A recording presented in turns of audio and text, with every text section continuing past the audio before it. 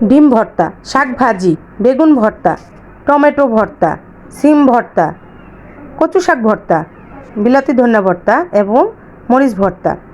আমার কলিজার ভাই বোনেরা, আসসালামু আলাইকুম। সবাই কেমন আছেন? আলহামদুলিল্লাহ, আমিও ভালো আছি। আজকে চিন্তা করেছি যে ইফতারের সময় শুধু ভর্তা দিয়ে ভাত খাবো, সাথে নিয়েছি এক প্রকার ভাজি। তাই তো শুরুতেই আমি শুকনা মরিচ, তেল আর কাঁচা পেঁয়াজ দিয়ে ভালো করে মেখে নিয়েছি।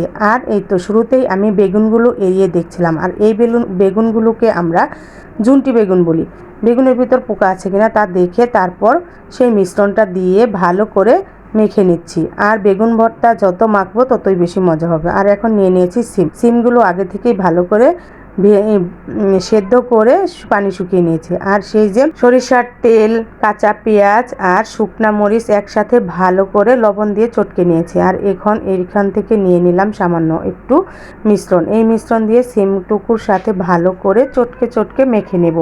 আর ভর্তা যত মাখবেন তত বেশি মজা হয়, শুধু ডিম ভর্তা ছাড়া।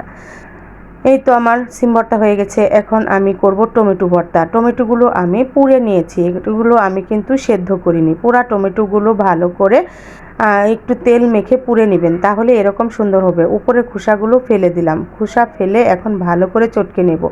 তারপর এখানে আমি সেই শুকনা মরিচের মিশ্রণটুকু দিয়ে আবারও ভালো করে মেখে নেব।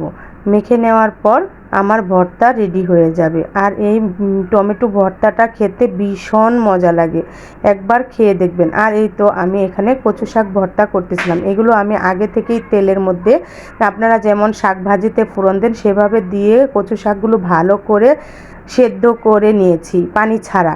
আর কড়াইয়ের ভিতরেই ভালো করে চামিচ দিয়ে মথে নিয়েছিলাম। আর সাথে দিয়ে দিয়েছিলাম কয়েকটা লেবুর পাতা।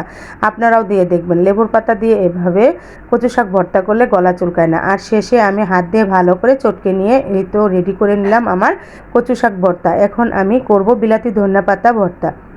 আর এই ধনেপাতা খুবই কুচি কুচি করে কাটতে হবে। সাথে নিয়ে নিয়েছি কিছু কাঁচা রসুন। আর এই রসুনগুলোর সাথে এই আগের মিশ্রণটুকু ভালো করে চটকে নেব। এখানে যতগুলো ভর্তা করেছি তার মধ্যে বেশিক্ষণ ধরে মাখিয়েছি এই আমি ধনেপাতা ভর্তাটা। আর এটা যত বেশি চটকিয়ে মাখবেন তত বেশি ফ্লেভার বের হবে, আর ভর্তা খেতেও অনেক মজা লাগবে। এই তো দেখতেই পাচ্ছেন আমি কিভাবে মেখে নিচ্ছি। এটাই যে রান্না বান্না করে গৃহিণী মানুষ কিংবা মেয়ে মানুষ সবাই এটা করতে পারবে। এই তো আমার হয়ে গেল ধনেপাতা ভর্তা করার পর আমি শুকনা মরিচের ভর্তাটুকু রেখে দিলাম। এটুকু আমি ভাত দিয়ে খাবো। আর আমি করে নিয়েছিলাম চাল কুমড়ার ডাটা, অনেক কচি ডাটা ছিল, এগুলো আমি ভাজি করে নিয়েছি। একদিন খেয়ে দেখবেন, অনেক মজা লাগবে। আর করে নিয়েছিলাম একটু ডিম ভর্তাটুকু স্কিপ হয়ে গেছে, দেখাতে পারিনি।